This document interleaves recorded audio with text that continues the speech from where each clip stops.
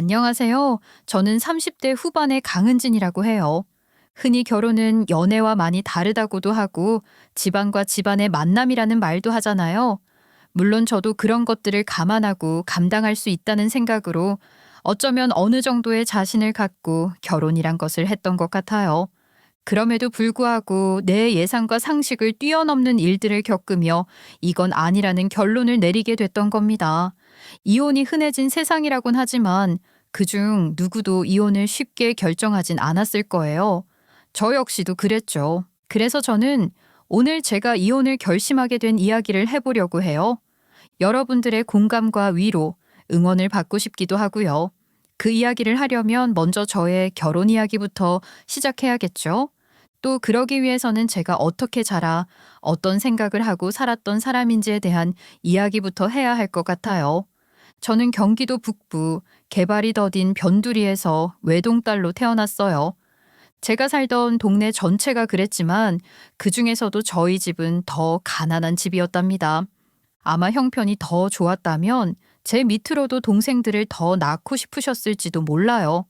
형편이 그렇지 못했기에 저 하나로 만족하셔야 했지만 부모님은 두 분 모두 사랑이 많고 아이를 좋아하는 분이셨거든요. 엄마는 제가 태어나기도 전부터 시장통에서 호떡을 팔았고 아빠는 작은 건설업체에서 외주를 받아 일을 하시는 육체 노동자셨어요. 그러니 매일 새벽같이 집을 나서셨죠. 짐작컨대 몸을 쓰는 일이란 것이 얼마나 고될까요? 어린 마음에도 아빠가 고생을 많이 하시면서 우리 가족을 위해 돈을 벌어오신다는 걸 알았던 것 같아요. 그런데 아빠는 일이 없는 날에도 집에서 쉬는 법이 없으셨어요. 그런 날은 꼭 엄마를 따라 시장에 나가셨죠. 여보, 오늘도 같이 나가려고? 그러지 말고 하루 집에서 좀 쉬어요. 어제 일이 많이 힘들었던 것 같던데 그러다 정말 몸 상해요. 아이, 무슨 소리야.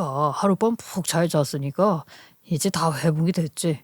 이렇게 일 없는 날 당신이랑 같이 시장에 나가는 게 나한테 얼마나 기분 좋은 일인데 그걸 못하게 말리는 거야. 에이, 아빠야말로 무슨 소리야. 오늘 아침까지도 끙끙 앓는 소리를 나도 다 들었는데. 아빠, 괜찮아요? 많이 아픈 거 아니야? 걱정 마. 아빠 이렇게 튼튼한 걸. 이거 봐라 이거. 아빠 팔뚝이 이렇게 두껍잖니. 우리 딸 걱정시킬 일 없어요.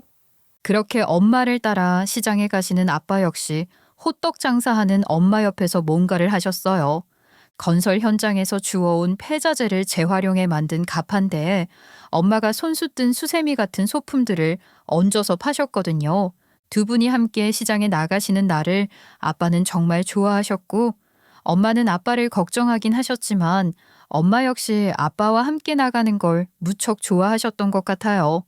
가난해도 서로를 생각하고 좋아하는 마음만큼은 넉넉했던 어린 시절 저희 집의 풍경이랍니다. 제가 뭐 그리 긴 얘기를 하지도 않았지만 이 정도만 들어도 대충 아시겠죠? 전 누가 봐도 없는 집에서 자란 아이였어요. 그렇지만 저희 부모님은 없는 티를 전혀 내지 않는 분들이기도 하셨는데요. 겉모습을 번지르르하게 치장을 잘하고 다니셨다거나 없어도 있는 채를 하셨다는 게 아니에요. 누구보다 자존심을 지킬 줄 알고 우리보다 더 어려운 사람들을 돌볼 줄 아는 분들이셨다는 얘기입니다. 또 힘들게 살았어도 늘 떳떳하게 열심히 살고 있다는 자부심이 강한 분들이셨죠. 오늘 학교에서 불우이웃 돕기 성금을 거뒀는데 내가 내는 걸 보더니 미연이가 깜짝 놀라는 거야. 뭐하러 그렇게 많이 내냐고 말이야. 미연이는 집에서 받아온 돈 중에도 반만 내고 나머지는 지가 가질 거라면서 나더러 나도 그렇게 하래. 그래서 우리 딸도 그렇게 하고 싶었어? 그걸로 사고 싶은 거라도 있었나? 아니, 그럴 순 없지. 엄마 아빠가 늘 그러셨잖아. 적어도 우리는 밥 굶을 걱정은 안 하니까 그런 걱정을 하는 사람들을 도울 수 있는 거라고. 그럼 역시 우리 딸이네. 그 돈으로 다른 뭔가를 하는 것보다 도움이 필요한 누군가를 도왔다는 뿌듯함이 훨씬 더 값진 거야. 전 어린 시절부터 부모님으로부터 그런 식의 교육을 받으며 자랐던 것 같아요. 누구보다 열심히 사시면서 주변을 돌아보는 것도 잊지 않으셨던 분들이셨답니다. 두 분은 제가 중학교를 졸업하던 해에 제가 살던 동네에서 그리 멀지 않은 곳에 좋은 가격에 나온 땅을 사셨는데 그 땅 근처가 개발 부지로 선정되며 땅값이 오른 거예요. 그렇게 시작해서 저희 집 살림은 조금씩 펴기 시작했던 거죠. 사는 형편이 많이 나아지긴 했지만 그렇다고 해도 달라지는 건 별로 없었어요. 두 분은 여전히 몸 아끼지 않고 열심히 일하셨고 근검절약 또한 몸에 밴 그대로 이어가셨으니까요. 한 가지 아주 크게 달라진 게 있긴 하죠. 제가 대학 진학에 대한 꿈을 꿀 수 있게 된 거 말이에요. 저도 그랬고 부모님도 그걸 가장 좋아하셨던 것 같아요. 그렇게 대학생이 될 수 있었고 제가 대학교 2학년이 됐을 때 부모님은 서울 근교에 3층짜리 다세대 주택을 매입하셨습니다. 오늘은 우리 가족에게 참 감사한 날이구나. 열심히 산 보람을 충분히 느낄 수 있는 것 같아. 그런 말이라고 해요? 위치도 그 정도면 서울 통근도 할 수 있는 곳이잖아. 변두리 작은 땅 조금 샀을 때도 온 세상이 다 우리 것이 된 것 마냥 행복했었는데 어엿한 건물을 사게 될 줄이야. 맞아. 아이고, 그 땅 가격이 올랐을 때 우리 딸 대학 공부 시켜줄 수 있다는 생각에 그렇게나 좋았는데 이제 이 건물 덕분에 우리 딸 시집 보낼 걱정 안 해도 되겠어. 아유, 나 아직 대학 졸업도 안 했는데 무슨 시집은 시집이에요. 그동안 엄마 아빠 고생 많이 하셨으니까 이제 여행도 좀 다니고 즐기면서 사시면 좋겠어요. 물론 대출을 어느 정도 끼고 산 것이지만 그래도 대단하지 않나요? 그날 저희 집은 그야말로 잔칫날이 따로 없었고 저 역시 눈물이 핑 돌고 울컥할 정도로 감동했던 것 같아요. 처음 산 땅값이 올랐을 때도 또 그렇게 건물을 매입하셨을 때도 두 분은 그걸로 제게 무언가를 해줄 수 있다는 걸 그렇게 기뻐하셨거든요. 그 모습을 보며 제가 어떻게 감동을 받지 않을 수가 있겠어요. 게다가 두 분이 얼마나 고생하며 사셨는지 누구보다 잘 아는 저였으니 더 그랬던 것 같아요. 전 그렇게 부모님 덕분에 편하게 공부할 수 있게 됐고 그런 만큼 더 열심히 노력해야겠다고 다짐했답니다. 그 결과 대학을 졸업하던 그 해에 바로 취직을 할 수 있었어요.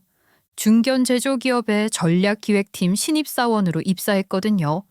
대기업까진 아니어도 나름대로 꽤 안정적인 회사였기에 만족스러운 출발을 했다고 생각했습니다. 부모님께서도 무척 자랑스러워하며 크게 축하해 주셨죠. 그러나 입사의 기쁨은 잠깐이었고 초반 몇 년은 바쁘고 긴장된 나날의 연속이었어요. 시장 조사를 하느라 손과 발이 모두 고됐고 그렇게 수집한 자료들을 정리해 밤을 새워가며 보고서를 작성해야 했던 날들도 많았어요.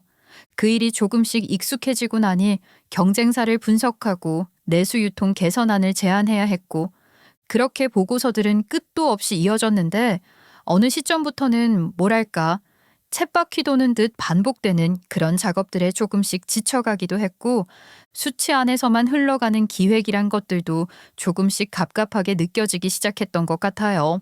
그러던 중 회사 내부 스타트업 지원 TF팀이 만들어진다는 공고가 떴는데 대기업과 협업 가능한 외부 예비 창업자들을 지원하고 내부 자산을 활용해 신사업 모델을 구상하는 파일럿 사업이었죠. 그걸 보고 이거다 싶었던 것 같아요. 매너리즘에 빠지려던 회사에서의 업무와 일상에 새로운 변화가 될 것 같다는 생각에 흥미를 갖고 지원했고 감사하게도 그 팀에 합류할 수 있었어요. 제가 맡은 업무는 주로 예비 창업자들이 제출한 사업 계획서를 검토하고 그중 선별된 사람들을 인터뷰하는 일이었는데 전 그 일이 정말 좋았어요. 기존에 늘 보아오던 익숙한 기획안과는 완전히 다른 감각을 느낄 수 있었거든요. 나 진짜 이 팀에 지원하길 잘한 것 같아. 우선 일이 너무 재밌어. 그렇지? 신선한 기분이랄까? 나도 뭔가 이런 자극이 필요해서 이 팀에 지원한 건데 내 생각이 딱 맞았던 것 같아. 맞아, 정말 그래. 우리가 회사 생활을 그리 오래 한 건 아니고 더 선배님들도 많이 계시는데 이런 말 좀 그렇지만 판에 박힌 것 같은 보고서랑 기획안 좀 지쳤었거든. 아마 우리 동기들 다 비슷할 거야. 새로운 영감을 받을 수 있는 게 별로 없었지. 안 그래? 그러니까 말이야. 뭔가 다른 가치를 추구할 수 있다는 걸 새롭게 깨닫는 기분인 것 같아. 모처럼 일이 재밌어. 입사 초기처럼. 마침 같은 팀에 지원한 입사 동기가 있어서 그런 비슷한 대화를 자주 나누곤 했었는데요. 정말 그랬어요. 늘 갇혀있던 숫자에서 벗어나 사람과 의지, 가능성을 이야기하는 것에 큰 흥미를 느낄 수 있었고, 덕분에 회사 생활에도 활기가 입혀지는 것 같았습니다. 신청자들의 기획안을 검토하는 일이 그렇게 재밌을 수가 없었어요. 오죽하면 집에까지 가져가서 읽어보고 검토하고 할 정도였다니까요. 그 중에서는 특별히 눈에 띄거나 마음이 가는 기획안과 기획자들도 있었는데, 그런 사람 중 한 사람이 제 남편이었던 거예요. 남편은 소상공인 지원사업 1차 서류 통과자였고, 저 또한 남편의 기획안에 좋은 점수를 줬었죠. 그리고 1차 인터뷰 또한 제가 맡게 됐었답니다. 기획안이 정말 좋더라고요. 직장 생활 3년 딱 채우고 퇴사하셨던데 창업을 염두에 두고 그러신 건가요? 네, 입사 초반에는 뭐든 다 재밌었으니까 의욕적으로 달려들어서 정말 일밖에 모르고 살았던 것 같아요. 근데 금방 시들해졌어요. 다 너무 판에 박힌 것 같았거든요. 사회 초년생들이 다 겪는 통과 의례 같은 건가 봐요. 맞아요. 너무 공감되는 이야기입니다. 그런 중에 이 아이템이 떠올라 사표부터 내버렸는데, 사실 아이템만 있고 자본력은 전무한 상황이라 이런 지원 사업이 절실하죠. 그래서 꼭 됐으면 좋겠습니다. 다들 비슷한 매너리즘을 겪고 또 퇴사와 창업이라는 매력적인 유혹에도 흔들리곤 하지만, 정말 그 일을 저지를 수 있는 용기를 내는 사람들이 그리 많은 건 아니잖아요. 저 또한 그러지 못하고 현실과 타협한 사람 중 하나였으니까요. 그랬기에 아무것도 없다곤 해도 자신감과 도전 정신 하나로도 당당한 그 모습이 보기 좋았고 멋졌던 것 같아요. 절차상 인터뷰를 여러 번 진행해야 했는데, 그때마다 그 사람이 신고 있는 달아해진 구두 앞코가 늘 마음을 끌더군요. 어쩐지 저희 아빠가 자꾸만 연상되는 사람이었어요. 자수성가하신 아빠는 한 번씩 힘들 땐 누군가 도움을 청할 사람이 딱 한 사람만 있어도 좋겠다 싶은 때가 있었다는 말씀을 몇 번 하신 적이 있으셨거든요. 그 사람에게서 어쩐지 자꾸만 아빠의 목소리가 들리는 것 같더라고요. 전 그게 그 사람의 구두 때문이라고 생각해요. 저희 아빠는 구두를 신으실 일이 거의 없는 분이셨잖아요. 그래도 양복을 입으셔야 하는 날 신는 구두가 딱 한 켤레 있었는데, 그 구두가 딱 그랬어요. 대체 언제 사신 건지 알 수도 없을 만큼 낡은 것인데 앞코가 그렇게 해져 있었거든요. 어쩐지 아빠를 떠올리게 하는 그 사람이 지원자로 선택되길 바라는 마음이 컸는데, 안타깝게도 최종 심사에서 탈락하고 말았어요. 어찌나 아쉽던지요. 어쩜 그 사람보다 제가 더 아쉬워했을지도 몰라요. 그 마음을 그대로 담아 개인적으로 연락을 해서 제가 알고 있는 여러 다른 방법들을 공유해 주기도 했을 정도였고, 너무 다행스럽게도 다른 곳에서 보조금과 투자금을 받을 수 있게 됐지 뭐예요. 일이 그렇게 된 것이었으니 그 사람이 제게 고맙다며 밥을 사겠다고 했던 거죠. 정말 고맙습니다. 대리님 덕분에 제가 이렇게 창업을 꿈꾸게 됐어요. 사실 아직도 실감이 잘 안 나네요. 정말 잘 됐어요. 저희 회사 최종 심사에서도 정말 안타깝게 선정되지 못하셨던 거거든요. 저 개인적으로도 너무 아쉬워서 어떻게든 도움되고 싶었고, 그게 또 이렇게 잘 됐다고 하니까 너무 보람있고 좋아요. 덕분에 맛있는 밥도 얻어먹고 말이에요. 아, 무슨 말씀이세요. 이깟 밥이야 제가 얼마든지 더 사드려야죠. 제게는 은인이신데요. 그렇게 감사의 인사가 몇 번 이어지며 연애가 시작됐던 거예요. 그러니까 그 사람은 창업과 연애를 비슷한 시기에 시작하게 된 게 아니겠어요? 창업 초창기가 얼마나 힘든지 아는 분들은 잘 아실 겁니다. 저 또한 TF팀에 합류해 창업이란 것에 대해 어느 정도 알고 나니 정말이지 보통 일이 아니라는 걸 절감하고 있던 사람이잖아요. 그러니 연애 초창기에 흔히 할 법한 밀당이랄까요? 그런 것들을 전혀 안 했어요. 일만으로도 힘들 거라는 생각에 어떻게든 잘해주려고 했었죠. 물심양면으로 말이에요. 어찌 보면 연애를 막 시작한 단계에서부터 내조나 다름없는 걸 했다고 할 수 있을 겁니다. 그렇게 연애를 하는 동안 사업 초반 정착을 그럭저럭 잘 한 것 같더라고요. 그러고 나니 그쪽 집안에서 슬슬 결혼 이야기가 나오기 시작했어요. 저기 엄마가 자기 한번 보고 싶다는데 어때? 너무 부담스러운가? 나를? 아, 부담스럽다기보다는 좀 떨리긴 해. 아무래도 조심스럽고 어렵잖아. 그럴 거 없어. 우리 엄마가 자기한테 얼마나 고마워하고 있는데 그래. 내가 이만큼 빨리 자리 잡을 수 있었던 것도 다 자기 덕분이라고 하시거든. 아니, 처음 창업을 시작할 수 있게 해준 것도 결국은 자기였던 거고 말이야. 좋게 봐주신다니까 다행이야. 마음이 좀 놓이는 것 같아. 그럼 걱정할 거 없어. 그럼 엄마랑 밥 한번 먹는 걸로 약속을 잡아볼까? 괜찮지? 남편은 시모가 그저 저를 좋게만 보고 있다면서 그런 마음으로 저를 한번 보고 싶어 하시는 거라고 했어요. 하긴 말이야 바른 말이지. 아들이 연애하는 걸 쭉 지켜봤을 테니 그런 마음이 드시는 건 당연했던 걸지도 몰라요. 제 입으로 이런 말씀을 드리기 좀 쑥스럽지만 제가 정말 잘했거든요. 저만한 며느리감이 어디 있나 싶은 생각을 저부터도 했던 것 같아요. 사실 시댁 형편이 그리 좋지 않거든요. 남편이 본인 입으로도 아이템 외에는 가진 게 아무것도 없다는 얘기를 하기도 했었지만 저는 남편의 지원서를 꼼꼼하게 검토했던 담당자로서 어느 정도 남편의 가정 환경이나 형편 같은 걸 짐작하고 있긴 했어요.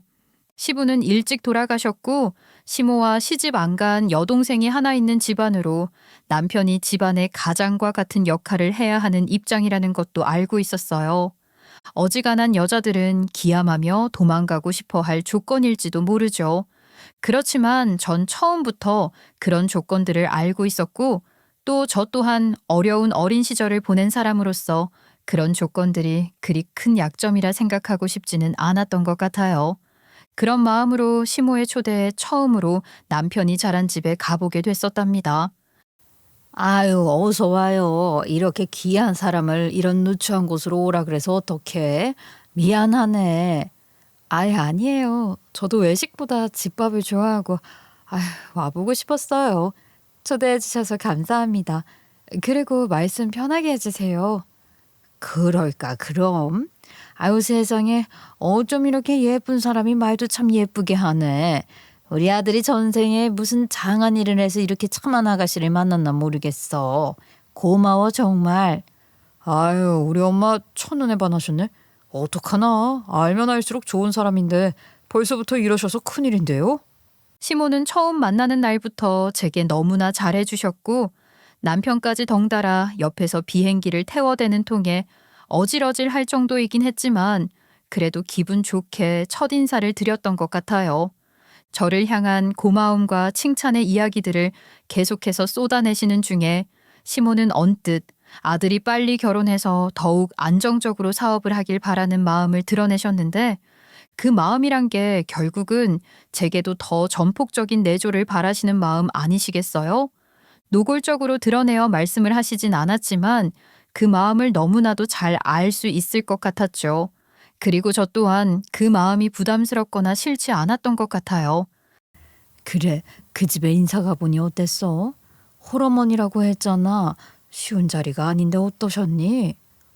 나도 그래서 걱정을 좀 하긴 했는데 너무 좋은 분이셨어. 나한테도 엄청 잘해주시고 고맙다고 예쁘다고 어찌나 여러 번 말씀하시는지 민망할 정도였다니까. 잘해주셨다니 다행이네. 하기는 뭐 우리 딸이 워낙 잘했잖아. 엄마가 생각해도 요즘 우리 딸 같은 며느리감이 어딨어. 며느리감이라니. 아직 나는 우리 딸 시집 보낼 준비가 안 됐는데. 게다가 우린 아직 그 녀석을 한번 보지도 못했잖아. 언제 그 녀석도 여기 한번 데려와라. 엄마 아빠도 한번 봐야지. 그렇게 해서 제가 시댁에 인사를 다녀온 지 얼마 지나지 않아 남편도 저희 집에 인사를 왔고 저희 부모님 또한 남편을 좋게 봐주셨어요. 특히 아빠는 남편의 열정과 책임감, 끈기, 도전 정신이나 용기 같은 것들을 높이 사신 것 같더라고요.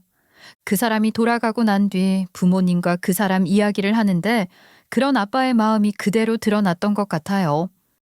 그 녀석 제법 쓸만하네. 강단도 있고 패기도 있고 사나이라면 모름지기 그래야지. 어떤 놈인가 하고 벼르더니 어지간히 마음에 들었나 봐요. 당신이 그런 말을 다 하고. 그래, 아이 쓸만하더라고. 그 정도면 내 딸 맡겨도 믿음직하지. 어쩐지 젊었을 때 나를 보는 것 같은 기분이 들더라고. 나도 그 나이 때 아무것도 없으면서 그 패기 하나로 여기까지 왔잖아. 그러고 보니 비슷한 것 같기도 해. 당신처럼 책임감 강하고 부지런한 청년인 것 같기도 하고. 정말 신기해. 나도 그 사람 처음 봤었을 때 아빠 같다고 생각했거든. 와, 나 지금 이거 봐요. 완전히 소름 돋았어. 보는 눈이라는 게 이렇게 다 비슷한 거구나. 정말 그랬어요. 부모님이 두 분 다 그 사람을 좋게 봐주신 것만 해도 감사한 일인데 아빠가 딱 그러시는 거예요. 아빠 자신의 젊은 시절을 보는 것 같다고 말이에요. 그 말이 제 마음에 얼마나 큰 파동을 일으켰는지 모릅니다. 물론 그전에도 남편을 믿고 사랑하는 마음이 컸지만 서로의 부모님께 인사를 드리고 난 뒤 결혼에 대해서 저 또한 아주 긍정적이고 적극적으로 생각하게 됐던 것 같아요. 저희는 그렇게 양가 축복 속에 결혼하게 됐습니다. 결혼을 앞둔 예비 신부로서의 일상도 행복하기만 했어요. 혼수며 예단이며 그런 문제로 상견례 이후 삐걱거리는 경우도 덜어봤지만 저희는 그런 것도 없었어요. 시댁에서 해줄 수 있는 게 거의 없었으니 제게 요구하는 것도 없으셨고 그저 너희들이 의논해서 편한 대로 하라고 하셨거든요. 저희는 둘 다 허례허식보다는 실리를 추구하자는 생각이었고 의미 없는 큰돈 들이는 것보단 최소한의 비용으로 저희들만의 의미를 부여할 수 있는 결혼식을 치르고 싶다는 생각으로 나름대로 마음을 맞춰가고 있었죠. 그러던 즈음 저희 부모님이 어느 날 밤 제게 그러시는 거예요. 언제나 엄마 아빠가 생각을 많이 해봤는데 그 건물 말이다. 너 결혼 선물로 그걸 네 이름으로 증여해주면 어떨까 해. 건물이라니. 아이, 그걸 왜? 아니 그걸 왜 내 이름으로 해요. 엄마 아빠한테 그 건물이 어떤 건물인데. 그리고 증여라니. 에이, 말도 안 돼요. 요즘은 그렇게 많이들 한다잖아. 어차피 너한테 줄 거 조금 일찍 주는 것뿐이야.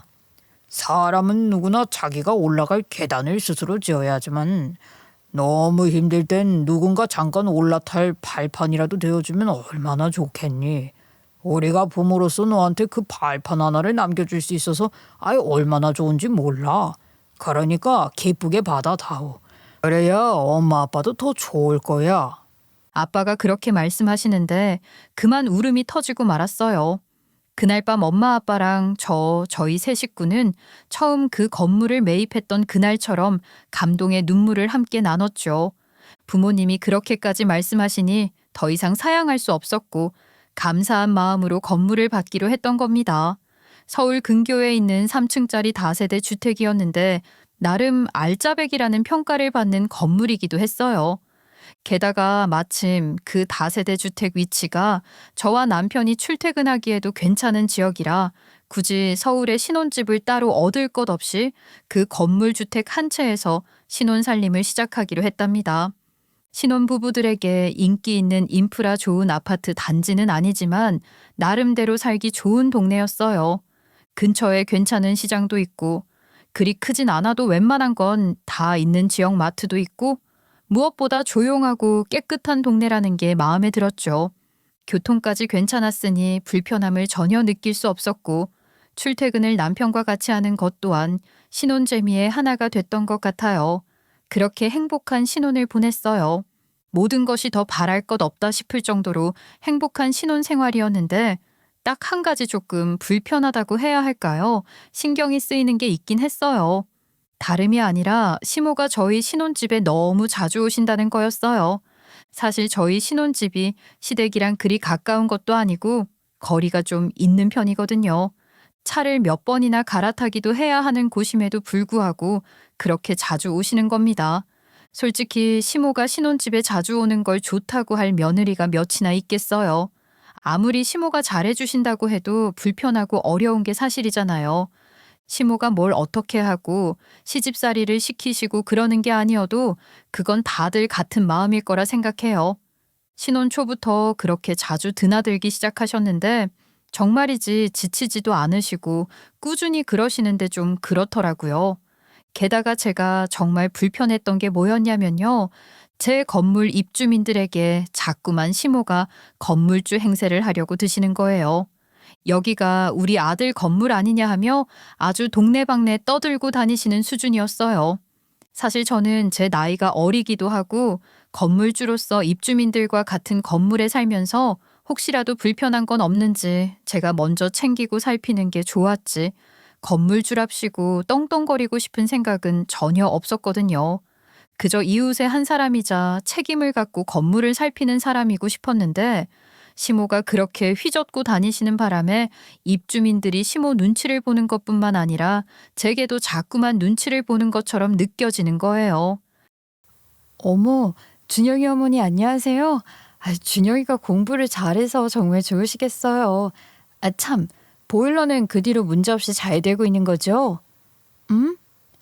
네. 잘 돼요. 아무 문제 없으니까 걱정 마세요. 왜 그런데 갑자기 존대를 하고 그러세요? 어색해요. 그러지 마세요. 그랬나? 아유, 나도 모르게. 아니, 그댁 어머니께서 오셔서 보일러를 잘못 사용하고 있는 건 아닌지, 뭐 이것저것 체크를 하시는데, 어찌나 꼼꼼하게 그러시는지, 약간 혼나는 느낌이 다 들었지, 뭐야. 말끝마다 우리 아들 건물이라고 하시는 것도 그렇고, 새댁 시집살이 꽤나 하겠어. 어찌나 민망하던지 말이에요. 평소에 저를 편하게 잘 대해주시던 입주민 이웃 아주머니께서 제게 갑자기 존댓말까지 하시며 거리감 있게 대하시는 게 이상했는데 그게 다 시모 때문이었던 거예요. 보일러 같은 것에 문제가 생기면 당연히 제가 해결해드리고 비용 부담을 하는 게 맞거든요. 근데 시모가 그걸 들으시고는 보일러를 험하게 사용해서 괜한 돈이 들어간다는 식으로 말씀을 하셨더라고요. 그러면서 말하자면 건물주 행세를 어지간히 하셨던 모양인데 그러니 저를 대하는 태도도 덩달아 어색해진 거였어요. 엄연히 그 건물은 저희 부모님이 제게 증여한 제 이름으로 된 제 건물인데 왜 자꾸 자기 아들 건물이라고 하시는 건지 그것도 좀 그런 거예요. 물론 저도 결혼한 사람이기에 남편과 저는 분리해서 생각할 수 없는 한 몸, 운명 공동체라는 생각을 하고 있는 사람이었고 그렇기에 제 재산이면 남편 재산이기도 하다고 생각하고 있긴 했어요. 그랬기에 남편에게 정말 도움이 필요한 때가 온다면 어떤 식으로든 지원할 의사가 있기도 했지만 아무리 그렇다고 해도 시모가 그런 식으로 온 동네를 휘젓고 다니시는 게 좋을 수는 없었습니다. 그렇게 시모에 대한 불편한 감정이 쌓여갈 즈음 시누이에게 혼담이 오가고 있다는 소식이 들렸어요. 사실 결혼하기 전만 해도 시모보단 시누이랑 부딪히진 않을까 걱정을 더 했었거든요. 시모는 워낙 제게 잘해주셨으니 걱정을 안 했고 시누이와는 크게 교류가 없어서 더 걱정이 되는 거 있잖아요. 뭔지 아시죠? 주변에서도 시누이 때문에 골머리 앓는 사례를 덜어보기도 했고 말리는 시누이가 얄밉기 시작하면 정말 힘들다는 얘기를 들었기에 그랬던 것 같기도 해요. 하여간 걱정했던 것에 비하면 시누이와는 비교적 잠잠하게 별일 없이 잘 지내고 있긴 했습니다. 사실 별로 부딪힐 일이 없었어요. 시누이와 직접적으로 얽히는 일은 거의 없었지만 늘 시누이 시집 보낼 걱정을 하시는 시모와 남편이 어디 좋은 곳 중매 설 자리 없냐는 소리를 자주 하긴 했어요. 그렇지만 뭐 크게 스트레스 받을 정도는 아니었고 저 또한 좋은 사람이 있다면 소개해주고 싶은 마음이 있기도 했으니까요. 그런 시누이가 결혼할 사람이 생겼다니 저도 반가웠죠. 시누이 결혼 준비로 시모가 바빠지시면 뻔질나게 드나들던 저희 집 나들이도 좀 줄어들지 않을까 하는 기대도 함께하면서 말입니다. 어머니 정말 잘 됐어요. 좋으시죠? 아가씨 좋은 곳에 시집 보내야 하는데 하시면서 늘 걱정하셨잖아요. 왜 아니냐. 어디 돈이라도 주고 중매 자리 알아봐야 하나 했는데 지가 알아서 턱하니 그런 1등 신랑감을 데려왔으니 내가 지금 춤이라도 주고 싶은 심정이야. 그래요? 신랑감이 아주 괜찮은 사람인 모양이죠? 그러면 더 잘 됐네요, 어머니. 축하드려요. 아가씨한테도 따로 인사 챙길게요. 그래라. 형제간에 우애 유지하게 해주는 것도 큰 내종 아니겠어? 시모가 말씀하시는 1등 신랑감이라는 말 속에는 많은 것들이 포함되어 있었어요. 시누이의 예비 신랑은 직업도 탄탄한 편이었고 무엇보다 꽤나 좋은 집안 출신이라고 하더라고요. 말이야 바른 말이지. 돈 주고 중매 자리 알아본다고 해도 성사되기 어려울 정도로 괜찮은 신랑감인 것 같았고, 그러니 시모는 시누이 시집 잘 간다고 한껏 상기되어 아주 입이 귀에 걸리시는 거죠. 그럴 만하시다 싶을 정도로 제가 봐도 좋은 신랑감 같았고, 시누이 시집 잘 가는 게 저한테도 나쁠 게 없으니까 저 역시 기쁜 마음으로 축하했어요. 그런데 시모가 상견례에 다녀오신 직후 분위기가 급속히 식어버린 겁니다. 보통 상견례 자리에 형제들도 함께 나가 인사를 하기도 하던데, 그쪽이 외아들이라 직계 형제인 저희 부부는 상견례에 가지 않고 부모님들만 모시고 했었거든요. 그런데 그 자리에서 다소 예민한 문제들이 언급됐고 험한 말들까지 오간 모양이더라고요. 시모가 상견례장에서 곧장 저희 집으로 달려와 대성통곡을 하시는 바람에 얼마나 놀랐는지 몰라요. 주말인데도 남편은 일 때문에 나가 있었던 상황이라 저 혼자 집에 있었는데 시모가 들이닥쳐서 그러시니 더 난감했죠. 어머니, 대체 무슨 일이 있었길래 이러세요? 말씀을 하셔야 알죠. 이렇게 우시기만 하시면 어떡해요. 사돈 되실 분들이 뭐라고 해요? 아유, 말도 마라. 사돈은 무슨, 응? 그쪽 집안 사람들이 나를 깔보고 얕잡아 보는 정도가 아니라 이거는 뭐 없어도 너무 없다면서 사돈을 못 맺겠다고 하더구나. 아이고, 내가 정말 속이 상해서. 네? 아유, 어떻게 그런 말을. 그러면 고작 그런 얘기를 하겠다고 상견례를 하자고 한 거래요? 아이 참, 어쩜 사람들이 그래요? 어머니, 그런 사람들 그런 집안이랑은 사돈을 안 맺는 게 낫죠. 차라리 잘 된 거라고 생각하셔요. 시모를 위로하려고 한 말이 아니라 정말 저는 그런 생각이 들더라고요. 그렇게 무례한 사람들과 사돈으로 엮여서 뭐가 좋겠나 싶었으니까요. 그런 상황에서 억지로 결혼을 강행해서 시킨다고 한들 시누이가 행복할 것 같지도 않고, 이후로도 계속해서 이런 문제들이 생길 게 뻔한데 그런 결혼을 안 하는 게 맞는 거 아닌가요? 물론 그쪽에서도 아예 작정을 하고 파토를 내러 나온 것 같기도 했고 말이에요. 그러나 시모는 저와 생각이 많이 다르시더군요. 시모는 그쪽 집안 사람들의 무례함에 화를 내고 계시는 게 아니었어요. 사돈 될 사람들에게 그런 소리밖에 듣지 못하는 자신의 신세한탄을 하며 그렇게 대성통곡을 하셨던 겁니다. 그 사람들 말도 뭐 틀린 게 아니지. 그 사람들 보기에 뭐라고 번듯한 게 있어야 하지 않겠어. 아유, 이거는 뭐 가진 거라고 내세울 게 하나 없으니. 아무리 그래도 상견례 자리에서 그렇게 무례한 말을 하는 건 아니죠. 말이라는 게 아다르고 어다른 건데요. 아유, 글쎄, 그런 걸 따지고 자시고 할 것도 없이 너무 없으니까 그러는 거 아니겠냔 말이다. 그래서 말인데, 이 건물 말이야, 네가 이걸 좀 내놔야겠다. 네? 건물을 내놓으라니요? 그게 무슨 말씀이세요, 어머니? 아니, 얘가 왜 이렇게 말귀를 못 알아듣는 척을 하고 난리야. 그쪽 집안에 보여주기 식으로라도 좀 해야겠으니까 이 건물 내 아들 명의로 좀 바꾸잔 말이다. 이게 무슨 말 같지도 않은 소리냐고요? 이게 말이 된다고 생각하시나요? 여러분, 제가 이상한 거 아니죠? 제가 예민하게 발끈하는 게 아니지 않냐고요. 시모는 말로는 시누이 예비시댁에 보여주기라도 해야겠으니 잠깐 동안 임시로 그렇게 하자는 건데 아무리 그래도 그건 말이 안 되는 거죠. 건물 있다고 하면 갑자기 사돈을 맺고 싶어진다고 하던가요? 어머니, 그건 정말 아닌 것 같아요.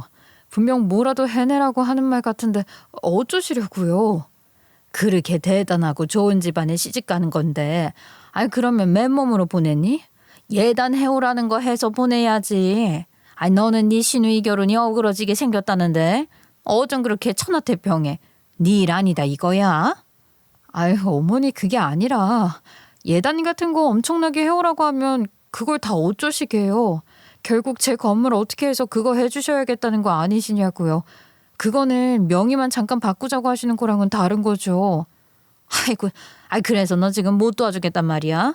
아이고, 이래 가지고 며느리는 내 식구 아닌 게지. 아니 2년 때문에 내 딸 결혼 못하고 파혼당하면은 네가 책임질 거냐?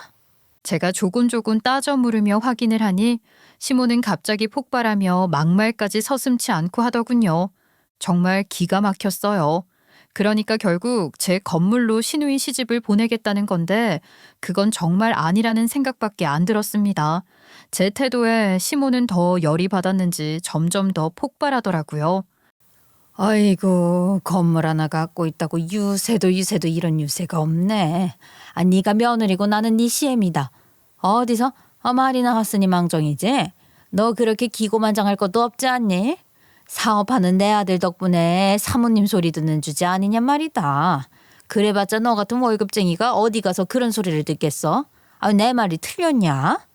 저 사모님 소리 못 들어서 환장했던 사람도 아니고요. 그게 뭐 대단한 거라고 생각도 안 해요.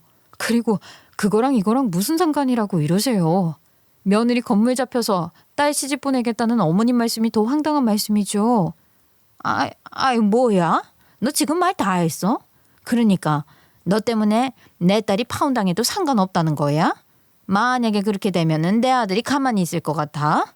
아, 네가 어떻게 책임을 질 건데? 시어머니는 아주 급발진을 해서는 고함을 치고 난리가 났는데 더 이상 듣고 있을 이유가 없다 싶은 겁니다. 그래서 조용히 서류를 하나 꺼내 시어머니 앞에 꺼내놓으며 그랬죠. 책임요? 네, 그러죠. 제가 책임지고 이혼하면 될 거 아닙니까? 어머님이 저한테 하시려는 말씀도 그거잖아요. 이혼 그런 걸로 저 협박할 생각 마세요. 제가 그냥 이혼할 거니까요. 뭐야? 아니 이게 정말 어디서 이런 너 언제 이런 서류를 다 만들어뒀었냐? 아유 이게 다 뭐냔 말이야. 이혼? 아니 감히 네가 내 아들한테. 제가 그렇게 나올 거라고는 상상도 못한 시모는 예상치 못한 전개에 적잖아 놀라는 것 같더라고요. 게다가 제가 꺼내놓은 이혼 서류를 보더니 말까지 더듬으며 거품 물고 발악하다시피 악을 쓰다가 본인 화를 이기지 못하고 성질이 뻗쳐 졸도까지 하시는 겁니다. 난리치는 시모 옆에서 어쩔 줄 몰라 하던 시누이는 시모가 쓰러지기까지 하니 그제야 저한테 덩달아 난리를 치는 거예요. 그리고 바로 그런 상황에서 남편이 집으로 돌아온 거예요. 남편은 졸도한 시모를 보고 놀라지도 않고 그보단 제가 꺼내놓은 이혼 서류에 더 민감하게 반응하더군요. 이게 뭐야? 당신 정말 왜 이래? 제발 이러지 말고 나 한 번만 좀 봐줘. 내가 이렇게 빌게. 오빠 지금 뭐 하는 거야? 엄마 쓰러진 거 안 보여? 엄마부터 어떻게 할 생각을 해야지 지금 이 상황에 올케한테 무릎 꿇고 빌 생각이 들어? 오빠 대체 어떻게 하고 사는 거야? 언니가 뭐 오빠 때리기라도 해? 아가씨, 무슨 말씀을 그렇게 하세요? 야, 이 기집애야. 너 뭐 알지도 못하면서 입 닥치지 못해? 뭘 안다고 나서길 나서. 시누이는 남편을 보며 어이없어 하다가 급히 찬물을 떠와 시모 얼굴이 끼얹고 그러더라고요. 그러는 통에 시모도 정신을 차리긴 했는데 애초에 졸도한 것 자체가 쇼가 아닌가 싶기도 해요. 하여간 그렇게 정신을 차린 시모는 바로 남편을 향해 난리를 치시는 거죠. 야 이놈아 너는 지금 애미가 쓰러져 죽을 판인데 아들이란 놈이 마늘 앞에 무릎이나 꿇고 앉아 뭐 하는 짓이야 이게. 네가 뭐가 모자라서 이래. 아니 너 당장 일어나지 못해? 제발 엄마나 좀 조용히 하세요. 모르면 그냥 좀 가만히나 좀 있으시라고요. 제발 내 인생이 달린 문제란 말입니다. 예? 아니 아이고 얘가 그런데 전에 없이 왜 이렇게 소리를 지르고 난리야? 너 엄마한테 이래도 되는 거야? 그도 그럴 것이 저 또한 남편이 시모에게 그렇게 크게 고함을 지르며 함부로 대하는 걸 한 번도 본 적이 없었거든요. 게다가 그런 상황에서 시모는 아랑곳 없이 제게 절절매며 어쩔 줄 몰라 하는 모습을 봤으니 시모도 어지간히 놀라긴 하셨을 거예요. 어안이 벙벙해져 있는 시모의 심정이 이해가 가는 상황이었죠. 아마 지금 제 이야기를 듣고 계시는 분들도 비슷하실 것 같은데 그렇지 않나요? 이게 다 무슨 소리인가 싶으실 것 같아요. 그게 다 무슨 소리인지 지금부터 제가 하나하나 말씀을 드릴게요. 사실 최근 남편과의 사이에 갈등이 좀 있었거든요. 그게 문제는 남편의 사업 때문이었어요. 착실하게 차근차근 사업을 일궈가고 있다고 생각했는데 남편이 갑자기 사업 확장을 하고 싶다며 제가 부모님께 증여받은 건물을 담보로 대출을 받자고 제안을 했던 거예요. 그게 화근이 되어 문제가 좀 있었습니다. 제가 앞서 했던 말을 기억하고 계신 분들도 있으실 것 같은데요. 네, 저는 결혼을 한 이상 남편과 저는 운명 공동체라 생각했고 언제든 남편에게 제 도움이 필요하다고 생각이 될 땐 도울 생각이 있다고 말씀드렸었어요. 그러니 왜 한 입으로 두 말 하냐고 하실지도 모르겠지만 제 말씀을 한번 들어봐 주세요. 남편에게 제 도움이 절실하다고 판단됐다면 남편이 나서기 전에 제가 먼저 나서서 돕겠다고 했을 거예요. 진심 그랬을 거예요. 그런데 남편이 말하는 사업 확장이라는 게 저는 영 미덥지가 않았어요. 그렇잖아요. 제가 뭘 전혀 아무것도 모르는 사람도 아니고 저도 흐름이라는 걸 웬만큼은 읽을 줄 아는 사람인데 제 판단으로는 아직 남편이 뭔가 일을 더 키울 시기가 아니라고 생각됐거든요. 그래도 최대한 조심스럽게 남편에게 제 생각을 전달하려고 했어요. 남편과 좋게 상의해서 설득하고 싶었거든요. 사업 확장이라는 게 꼭 필요한 시기가 있다고 생각해. 물론 그건 그래. 근데 내 생각에는 아직까지는 내실을 다질 단계지 확장할 단계가 아닌 것 같거든. 자기는 어떻게 생각해? 무슨 말인지 알지. 근데 놓치기 너무 아까운 기회가 왔단 말이야. 무턱대고 무리해서 무조건 키우고 보려는 게 아니라고. 그러니까 그 기회라는 게 지금 상황에서는 어쩔 수 없이 무리를 해야 잡을 수 있는 거잖아. 다시는 오지 않을 기회라고 할 수도 없고 내 생각엔 그렇게 매력적인 것 같지가 않아. 그러면 내가 차근차근 설명할게. 자세하게 들으면 자기 생각이 바뀔지도 몰라. 그게 정말 매력적인 게 뭐냐면 남편은 그렇게 끈질기게 저를 설득하려 했고 저도 어느 정도는 남편 성의를 생각해서 열심히 들어주려고 했어요. 그런데 아무리 들어도 아니 들으면 들을수록 이건 아니라는 생각밖에 안 드는 걸 어쩌냐고요. 남편이 그저 못 믿어왔던 게 아니에요. 저도 나름대로 남편이 말하는 것들에 대해서 저 나름대로 알아보기도 하고 생각도 많이 해봤는데 결국은 아니라는 결론을 내린 거죠. 그리고 어느 시점에서는 조금 더 분명하고 단호하게 제 의견을 남편에게 알려줘야겠다고 생각했어요. 내가 생각을 많이 해봤는데 아무래도 이번 기회는 아닌 것 같아. 다음에 더 준비가 됐을 때 더 좋은 기회를 노리는 게 좋을 것 같아. 그러니까 이제 사업 확장 얘기는 더 이상 안 했으면 좋겠어. 그러지 말고 한 번만 더 생각해봐. 이미 충분히 생각했고 더 생각을 한다고 해도 내 판단은 바뀔 것 같지 않아. 참 정말 너무하네. 그러니까 결국 내가 과한 욕심을 부리고 있다는 거야? 나를 못 믿겠다는 거 아니냐고. 예민하게 반응하지 말고 자기도 다시 한번 냉정하게 생각해봐. 됐어. 무슨 말인지 잘 알겠으니까 알겠다고. 남편은 제가 완강한 입장을 보이니 바로 실망과 동시에 싫은 내색을 내보이더군요. 그런데 저는 그런 모습을 보며 제 판단이 옳다고 다시 한번 생각했던 것 같아요. 제가 남편을 못 믿어워 했던 이유 중에는 남편 옆에서 자꾸만 바람을 넣는 사람들이 있다는 걸 알고 있었기 때문이기도 했습니다. 그런 사람들이 남편 주변에 꼬이기 시작하면서 남편이 초심을 잃고 자꾸만 쉬운 길로 가려는 게 아닌가 싶었죠. 그리고 그 쉬운 길이란 게 결국은 제대로 된 길이 아니라는 생각이 들었기 때문이에요. 자기한테 정말 실망이다.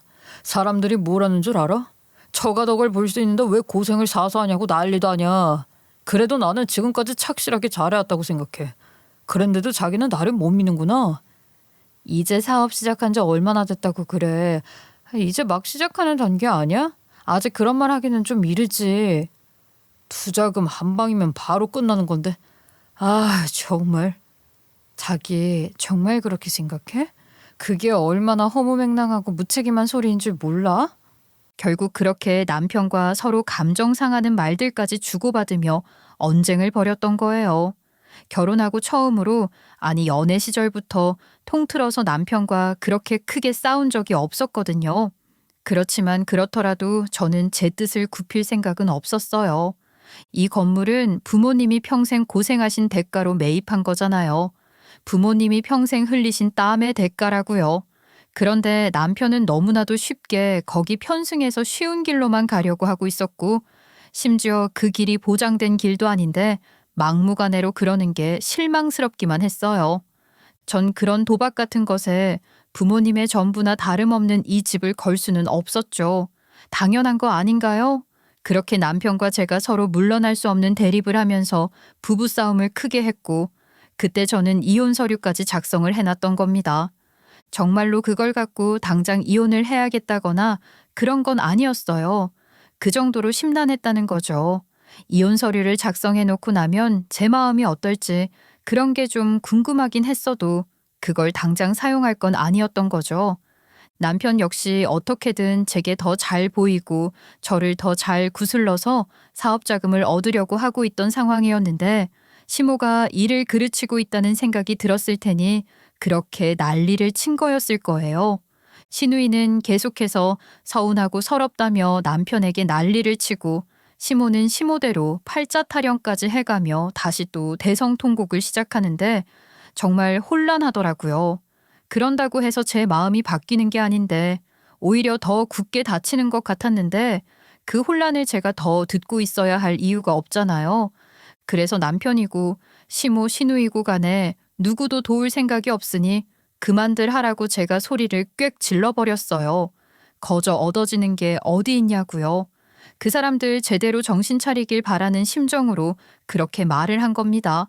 그리고는 셋 다 꼴도 보기 싫으니 내 건물에서 나가라고 했더니 그래도 순순히 물러나긴 하더라고요. 그렇게 쫓겨나듯 집에서 나간 세 사람은 밤새 머리 맞대고 어떻게 할 것인지 작전 회의라도 했는지 다음 날 다 같이 찾아왔더군요. 말문을 연 건 시모였어요. 아주 당당하게 제 건물을 내놓으라며 너 때문에 시누이 혼사 그르치면 가만히 있지 않겠다고, 어떻게 책임질 거냐고 협박하듯 하던 모습은 온데간데 없이 세상 다정하고 온화한 시모의 얼굴로 말을 꺼내시더라고요. 그래, 애미야. 아유, 다시는 얘 혼사 관련해서는 아무 말도 꺼내지 않을 테니까 내 아들 사업만큼은 다시 생각해다오. 이게 어디 내 아들 일이냐? 네 남편 일이기도 하잖니. 너한테도 해로울 게 하나 없는 일이 아니냔 말이야. 그래요, 언니. 내가 남자를 만나보니까 알겠더라. 오빠가 얼마나 능력 있고 성실하고 책임감 있는 사람인지 말이야. 언니도 그건 인정하죠. 그걸 아니까 믿고 선택한 네 남편 아니냐. 네가 믿어주고 밀어줘야지. 안 그래? 순한 양의 탈을 쓴 것 같은 시모와 시누이의 사탕발림 같은 소리를 듣고 있자니 정신이 번쩍 드는 거예요. 그렇죠, 맞아요. 저는 제 남편을 그런 사람이라 생각하고 선택했던 거예요. 그런데 지금은 그 사람이 보이지 않는다는 걸 깨달은 겁니다. 남편이 변해버린 것인지 아니면 처음부터 그런 사람이었던 것을 제가 잘못 본 것인지는 모르겠지만, 어쨌거나 제가 선택한 사람은 이런 사람이 아니었다는 생각이 들더라고요. 덕분에 머릿속에 아주 깔끔하게 정리가 된 것 같았어요. 사실 그렇게 세 사람을 내쫓아버리고도 마음이 편하지는 않았거든요. 남편에 대한 애정인지 미련인지 알 수 없는 그 무언가가 계속해서 제 발목을 붙잡고 늘어지는 것 같았는데, 그게 아주 깨끗하게 정리가 된 거예요. 네, 말씀 정말 잘해주셨네요. 덕분에 뭔가 찜찜했던 게 다 해결된 기분이에요. 그래, 그렇지. 뭐니 해도 부부끼리 서로 믿고 의지해야 하는 거야. 그래도 며느라기 네가 지금이라도 그걸 알아주니 다행이구나. 자기야, 고마워. 나 정말 잘할게. 진짜 자신 있어 나. 실망시키지 않을 거야. 자기가 믿어준 만큼 최선을 다할게. 어? 무슨 말을 하는 거야? 누가 자기 도와준대? 난 나의 잘못된 선택을 인정하고 이혼하기로 마음 먹었어. 내가 믿고 선택한 사람은 이런 사람이 아니거든. 제가 그렇게 말하니 그 셋은 전혀 짐작도 못한 대답이었는지 충격을 심하게 받는 것 같더라고요. 그러더니 또 다 같이 제게 매달리기 시작하는 겁니다. 딸은 파혼당할 판인데 아들까지 이혼당하면 자기는 어떻게 사냐 하며 시모는 또 소매 걷어붙이고 대성통곡하기 시작했고, 그러니 시누이도 덩달아 눈물바람 일으키며 신세한탄, 남편까지 합세해 이혼은 절대 할 수 없다며 난리를 치는데, 그 사람들이 늘어놓는 이야기라는 게 들어봐야 의미도 없는 소리들이잖아요. 그래서 그런 소리 더 이상 듣고 싶지도 않다고 하며 제 건물에서 나가라고 했죠. 그리고 이혼을 하기 위한 준비를 본격적으로 시작했어요. 당당하게 이혼을 선언하긴 했지만 남편이 저렇게 나오면 합의가 안 되고 소송으로 가야 할 수도 있는 거잖아요. 저와 같은 경우에 이혼이 성립되는 것인지 변호사들을 찾아다니며 상담부터 받았어요. 남편이 결정적으로 뭔가 잘못을 한 게 있다고 할 수는 없으니 사실 저도 자신이 없었거든요. 그런데 그러던 중 남편이 제 건물을 믿고 지인들에게 돈을 빌려 사업에 투자한 사실을 알게 된 겁니다. 아무리 지인들이라고 해도 돈이 걸린 문제잖아요. 약속한 날짜의 상환이 이뤄지지 않으니 독촉을 하게 됐고 결국 저한테까지 남편의 빚 독촉을 하면서 알게 된 거예요. 그러니까 저 몰래 제 동의도 없이 제 건물을 팔아 돈을 빌린 건데 그 빚을 왜 제가 갚아야 하나요? 이건 분명 이혼 사유가 되고도 남겠다 싶더라고요. 민법 제840조 제6호 제가 이혼 한번 해보겠다고 법전을 다 뒤졌습니다. 해당 조항에 따르면 기타 혼인을 지속할 수 없는 중대한 사유라고 언급되어 있는데 남편이 저지른 짓이 거기 해당하는 거죠. 배우자의 일방적 행위로 신뢰가 깨졌을 때 이혼을 인정해 주려는 포괄 조항이라 할 수 있는데 남편이 저지른 짓은 그 조항을 충족하고도 남음이 있었습니다. 신뢰의 파괴, 경제적 배신, 은폐된 경제활동으로 인한 고통과 빚 전가, 이게 다 여기에 해당하는 거잖아요. 물론 남편이 제 재간에 직접적으로 손을 댄 건 아니지만 그 지인들이 남편에게 돈을 빌려줄 때는 제 건물을 보고 빌려준 것이고 남편이 직접 구두로 제 건물을 들먹이기도 했으니 그 지인들이 제게 빚 독촉을 한 거예요.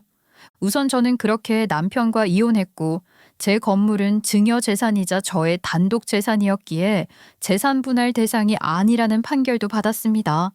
그리고 전 남편의 빚에 대한 저의 책임에 대해서도 원칙적으로 법적 책임이 없다는 판결을 받을 수 있었어요. 남편이 처가에서 다 그렇게 해준다고 하셨다는 둥 거짓말을 친 건 사기에 해당하는 것이고 저는 법적으로 연대 책임이 없다는 거예요.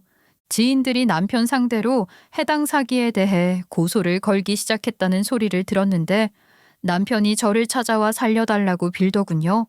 제가 어떻게 했을 것 같으세요? 제가 입은 정신적 피해 또한 만만찮은데 나도 그거 갖고 고소라도 해줄까 했더니 바로 꼬랑지 내리고 꺼지던데요. 그 모습을 보니 쓴웃음이 절로 지어졌어요. 그렇게 저는 마지막 남은 한 조각 감정마저 모두 정리를 해버린 기분이 들었습니다. 그깟 일 모두 잊고 이제 새롭게 제 인생을 다시 시작하고 싶어요. 그 새로운 출발선에 서서 지난 일들을 한번 돌이켜보고 싶은 생각에 이렇게 긴 이야기를 하게 된 것 같아요.